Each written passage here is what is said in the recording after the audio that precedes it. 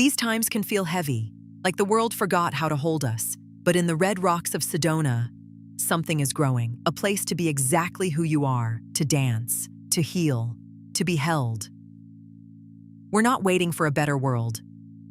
We're building it. Together. This is humankind. Come home.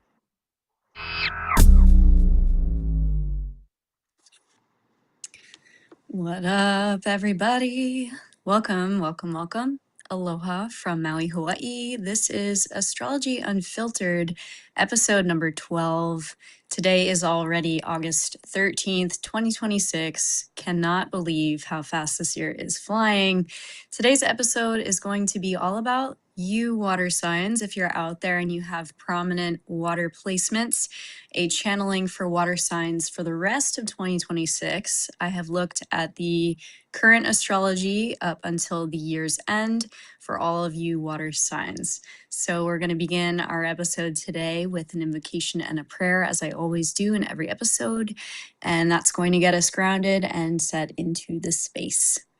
All right, so wherever you are, please take a moment to find a comfortable seat, or if you're standing, feel the four corners of your feet on the ground if you're barefooted, or if you've got some shoesies on. Take a deep breath, maybe place one hand on the heart and one hand on the belly. And if you can close your eyes, please feel free to do so, just listening to the sound of my voice.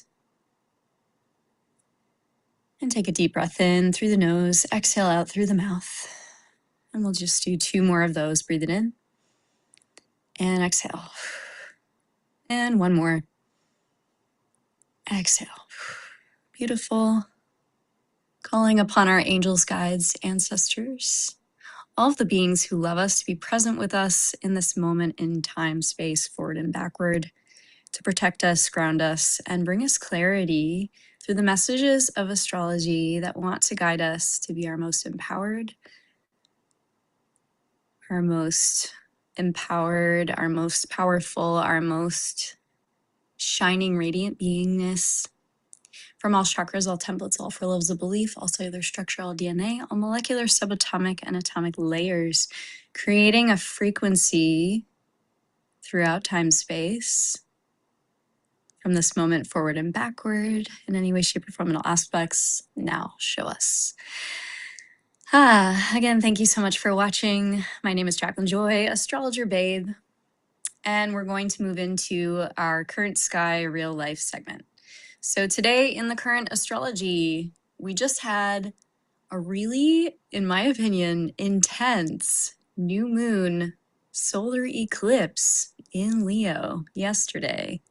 Shout out if you thought that that was oddly emotional and internal, because it's different from a full moon feeling, right? When we have the full moon, it's like the energy gets really loud and really heightened, and we feel it as like big. It's very Jupiterian sometimes, very big, expansive energy when it comes to a full moon. But we had a new moon solar eclipse. So new moons are a little bit more internal. They're supposed to represent new beginnings, be symbolic of fresh energy or new changes. And then on top of that, we had this eclipse energy in Leo. And boy, did we have so much energy in Leo in the sky right now. Fortunately for us, the moon has now shifted out of Leo, and today the moon is in the sign of Virgo, which is an earth sign. So we went from the Leo new moon energy.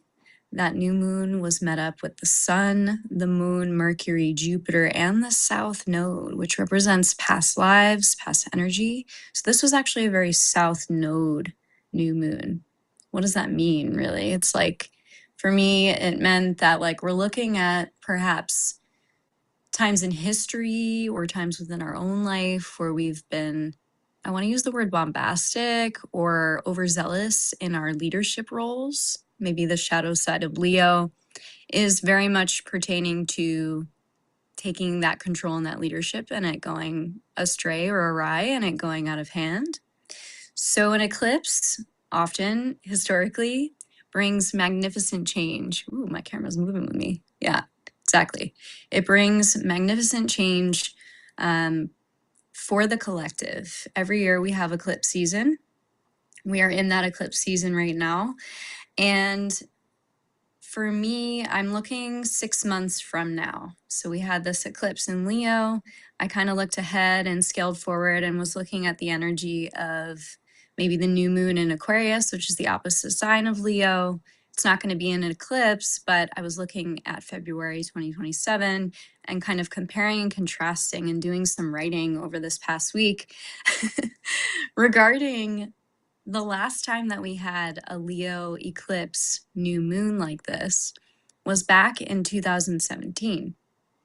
So if you guys follow me on my Instagram, you might have seen I wrote a little Substack article, which you can find on my Instagram under my links or on my Substack at Astrologer Babe.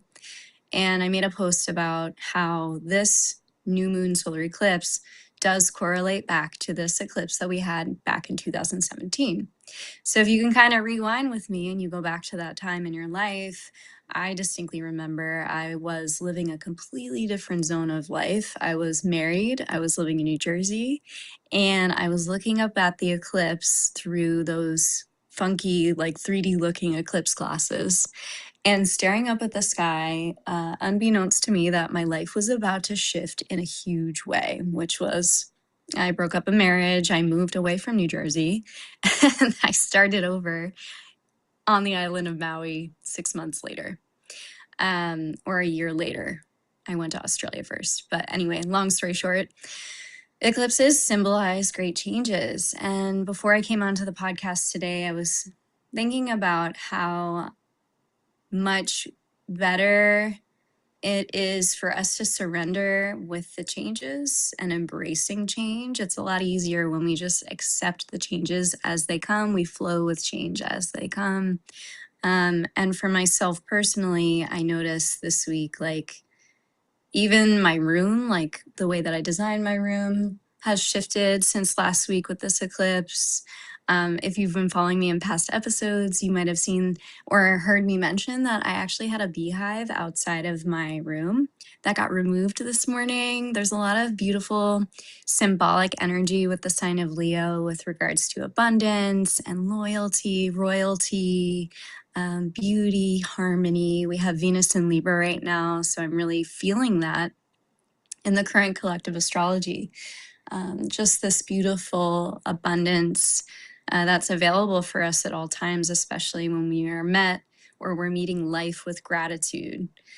And so that's been shifting and changing a lot for me in this realm, in this reality. And also, like, speaking truths. I think when we have this much Leo energy in the sky, especially now that Mercury has moved into the Leo, Jupiter is in Leo, the sun is still in Leo, and then we have this south node that recently shifted into that sign as well. You really start to feel the beauty and the empowerment of that Leo and its light, and how it can assist you to really utilize those energies to speak from the heart, but also to speak truths. And I think that there's a lot of power when we look at the words that we speak, but also the representation of what eclipses can do. And I really do think that they eclipse reality. Like they can help us jump timelines, they can help us to skip different realities. And I really do feel like that's what's been happening for me personally. Like this energy of this eclipse in particular has felt significantly different timeline wise this week since last week's energy. So I wanted to just kind of touch on that, and how this energy is really supporting us. I think that by the time we roll into the rest of August and we experience I believe it's a full moon in Pisces eclipse happening at the end of the month. I haven't looked that far into the astrology just yet because I've been taking it week by week. But yeah, I really wanted to speak to this energy that we've been feeling. And I believe the energy that I was writing about in the Substack article was kind of correlating to how the similarities between these eclipses from 2017 are different because the nodes actually were flipped. We had a north node in Leo at the time of this last eclipse when we had all this Leo energy back in 2017. The south node was actually in Aquarius. And now we're in 2026 and we have a north node in Aquarius and a south node in Leo. So I really feel like this energy is offering us an opportunity to not only focus on the self and embrace the energies of the heart that we are embodying in this time, but to channel that energy into acts of service. And that's what Aquarius is calling us as a collective to look to. Aquarius is really asking us to like bring all of that energy that we have radiated within the self in order to project that out into service of humanity. But of course, that comes with so many things. We're all very unique individuals. And I think Aquarius is very good at pointing that out, that the uniqueness is what makes it so important to stand in that individuality. But also, Aquarius is a little bit more dissociated, like not as attached to the connectivity. It's almost like being of service or following that cliche, like do things as though like nobody's watching. Oh, whoa, we're getting a good zoom here on my camera. I don't know. I must have done a hand gesture and now it thinks I'm like waving at it. Hi, yes, back up, camera. Let me see. I'm like, hello. Anyway, now that you're especially close to my face, my beautiful AI camera this is a work in progress. I'm learning how to work with her. She's very powerful, my camera. Thank you.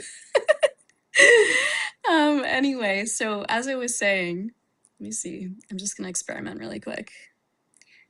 That's so weird. She just like zoomed in super close to my face. She's like, wait, this is really important. Okay, let's see. Nope. We're gonna give you guys a little heart. Here you go. Here's a baby heart. Anyway, back to the current astrology. If you're still oh, that's so good. That brought me such a good laugh. All right. Anyway, so eclipse energy. It's about going with the flow, right? We're rolling with the punches, we're rolling with the changes and the shifts in the timelines. That's literally what life is about right now. And with the North Node in Aquarius, it's really bringing that unpredictability and needing to just accept things as they are. Last night I was in a parking garage and some kind folk was letting me pull out before them. I accidentally sideswiped my door next to a garage pole, and it was very not a part of my plan. I was not excited about that, you guys, like at all. I bought a new car about 2 years ago, and I was like, oh, this is my baby. And then like Uranian energy, extremely unpredictable and has a lot to do with fender benders and that kind of unpredictability. So I am a living example of that unpredictability. And I am quickly learning how to fix it's a minor ding in my car door, but still bothersome for a Virgo moon like myself who likes everything to be perfect in an eclipsed Aquarian world that we've just entered. So water signs, I want to come back and refocus to you guys. If you have prominent water placements in Cancer, Scorpio, or Pisces within your natal chart, all of this information I'm about to touch on is for you for the rest of 2026. We're going to move into a segment I call Astrology in the Wild, and we're going to talk all about you guys. So I'm going to start off with Cancer. If you have Cancer, Sun, Moon, or Rising, or prominent Cancer placements, this is a segment for you. So Cancer, you are naturally ruled by the moon. You are ruled by the ocean tides. Whenever the moon shifts, I really believe that you feel it the most because it is your ruling planet. And especially with this eclipse energy that we just had, I'd be curious to know how you're feeling at this time. Eclipses really affect you as a sensitive being. Cancer can be symbolized as the crab in the zodiac. And I think that your careers have actually been highlighted in the month of August. Maybe there have been some new career paths that have been unfolding for you. Mars is in Cancer, so you might even have more motivation, even though Mars doesn't typically like to be in the sign of Cancer. Mars is take action. Mars is ruled primarily by Aries, so having it be in a water sign isn't typically the sign it likes or resonates with. Mars would prefer to be in Leo. Mars would prefer to be in Aries, where it rises in that sign. So as October and November hit, you might move into a more internal and family-oriented zone. This is a call to let this eclipse season transform you so that you can forge better relationships. Maybe if you're not with a partner, some new relationship develops at this time. I can really see like a lot of Cancer placements getting into some bonds or some connections that are really supportive for you at this time. The astrology with Venus and Libra, the North and the South node being in these signs right now, especially with all of this energy in Leo and Leo ruling the heart, I can really see that being a good time for you to enter into some sort of supportive, balanced love dynamic if you're not in a relationship already. And there was something else I was going to touch on with that in that regard. I'm looking at the current astrology chart today because I was touching on that for a reason. I think that was the point I was trying to get at. But maybe this is a season of solitude, you know, and there's nothing wrong with a Cancer being in that solitary season. Cancers enjoy being in their hermit style, and I really resonate with that. Maybe this is a season of solitude so that your career can really shine. So maybe you're really focused on that right now, Cancer. Venus retrograde in Scorpio in October is going to affect you particularly, given that Scorpio is a water sign also. It's going to be making good aspects to you. I remembered what I was going to say about the love astrology for you, Cancer. Because Mercury retrograde is no longer happening, this is a good time for you to enter into a relationship. Because when we're in Mercury retrograde, and we just had that retrograde in your sign, that was a little bit of a murky moment, not only for you, but for everybody. And I'm not saying that Mercury retrogrades are bad seasons to enter relationships by any means. It's just we have a little bit more of a greater clarity when we're out of that post shadow of a Mercury retrograde season. That's what I was going to say. So Venus in retrograde in Scorpio is going to be aspecting you in the months of September and October. These are moments for you to really pay attention maybe to the parts of you, Cancer, that are particularly sensitive with your wounds. You know, we all got them. Maybe you got some wounding that you got to look at, and we're constantly looking at those. We're just vulnerable little human beings. So when you come to September, October, take a look at what's coming up for you in that cycle and that season with Venus retrograde here in the sign of Scorpio. It'll be interesting to look, if you study astrology or if you have somebody that does, on how it affects your houses in your natal chart and how those transits are going to be affecting you, because it will be affecting you. All right. So moving on to Scorpio.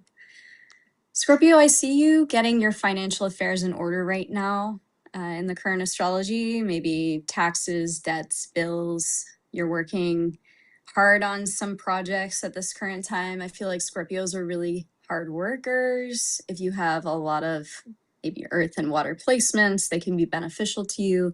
This is a time of chopping wood and carrying water for you. And Scorpios don't always really like to hear that because they're like, why me? And I can speak to that because I have very prominent Scorpio placements. They're always like, why do I always have to pick up the mantle? Why do I always have to work so hard? Mars in Cancer is making good aspects towards you to look at the emotionality of a situation or a wound within yourself. Something else that Scorpionic placements also struggle to look at is maybe those tender wounds within.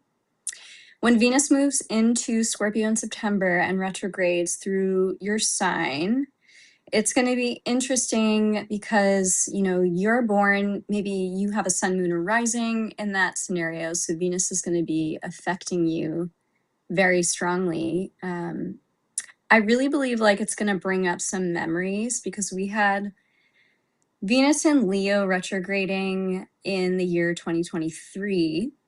And now we have Venus in Scorpio here.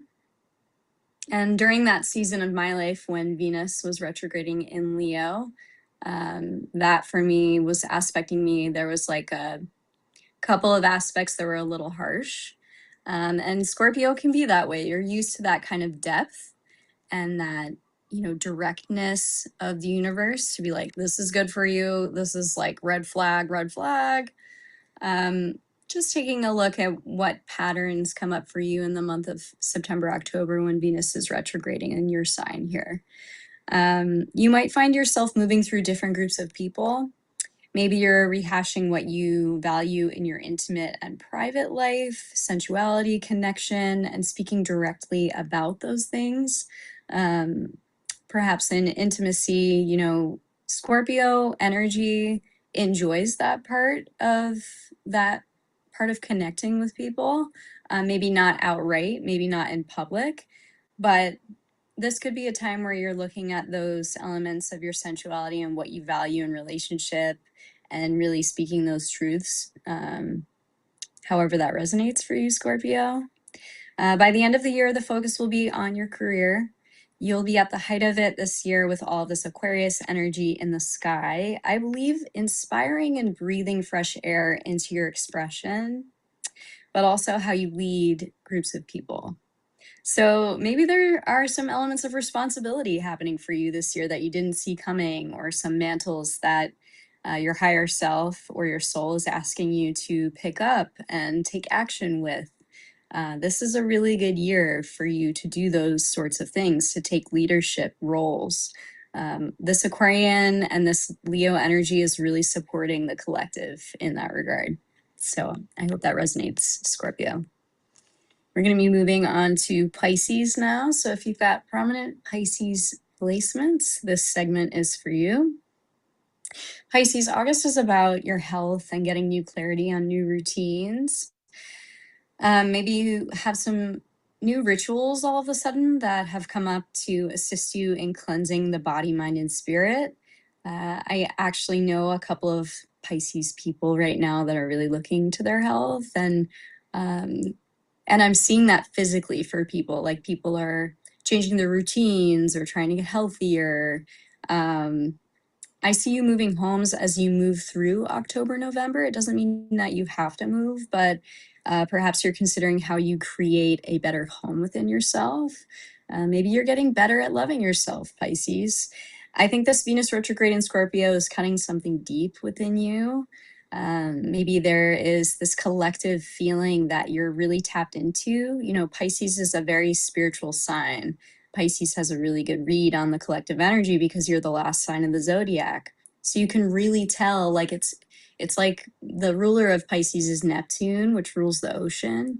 It's like you have a sense of the collective movement of the ocean, the cosmology of what makes up this reality. So you really have, I wouldn't say like a higher up or a step up from all the signs in that regard, but just like as you are as an archetype, you do technically have that extra sixth sense that is particularly special as a water sign.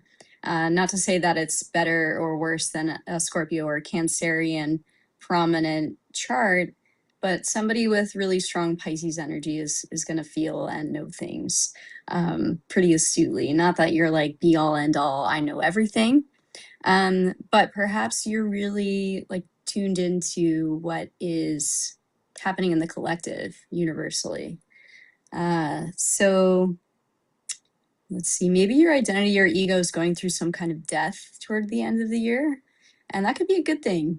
Death isn't always a bad thing. Like, I've always found, like, if I pull the death card in the tarot deck, when I first started reading tarot, it started to freak me out a little bit because I was like, oh, this is kind of scary and spooky. But the death card is actually a positive card, in my opinion. And that card is a Scorpio card primarily. It's a water card. But when I look at death and transformation, I see it as just a positive shift. It's not necessarily a bad thing. So I'm not saying there's going to be a literal death for you, Pisces, but I am seeing, like, maybe for your ego, there's some sort of positive shift here. Checks and balances, looking at your finances. Maybe this is where you really kind of heal. Maybe if you have some scarcity mindset, your relationship with money could be healing this year. I think it's time for more love for yourself. That universal connectivity needs to be turned on yourself. It'll only improve your relationships in the end. And so I think that really ties the knot and ties it up like a present for you, Pisces. I hope that resonated. All right, we're going to get into our red and green flag astrology for the week. I have dubbed Moon trine Saturn. Let's see, today, Moon trine Saturn was yesterday, was it? Or is it today? It's actually the sun that's trining Saturn, not the moon. I consider this red flag astrology when the sun is trining Saturn. I must have misread it because actually moon trine Saturn is a little bit more of a red flag. It's that emotional energy being governed by Saturn, the harshness of Saturn, Father Time. Sun trine Saturn is a little bit more supportive, but you know, the sun is in Leo right now and Saturn is in Aries. So technically that's a little bit of a more supportive transit. But we do have the moon squaring Aquarius. That's like what happened to me in the parking garage last night. That's a moon square Uranus transit. Yes, absolutely. That's unpredictable, emotional, go with the flow kind of energy. Accept it. Here's it. Here's the mess. Now we'll fix it as best we can. You know, a lot of fixed eclipse energies are in the skies still from yesterday's eclipse.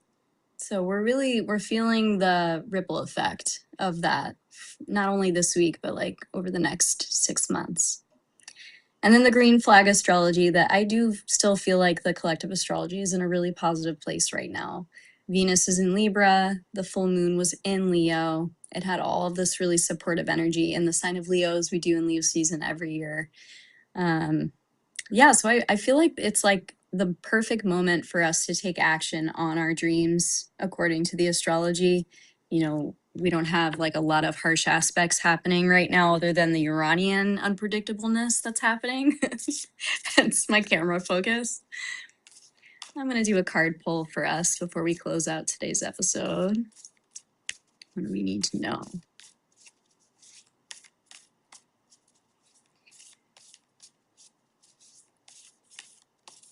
All right. Just going to take one of these.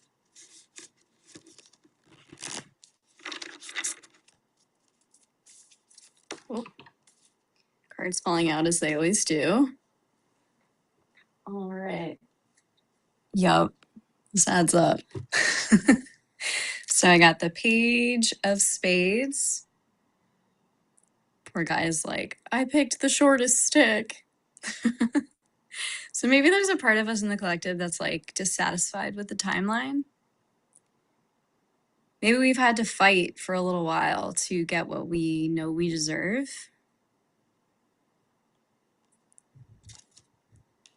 But there's a gift. There's a gift in all of this.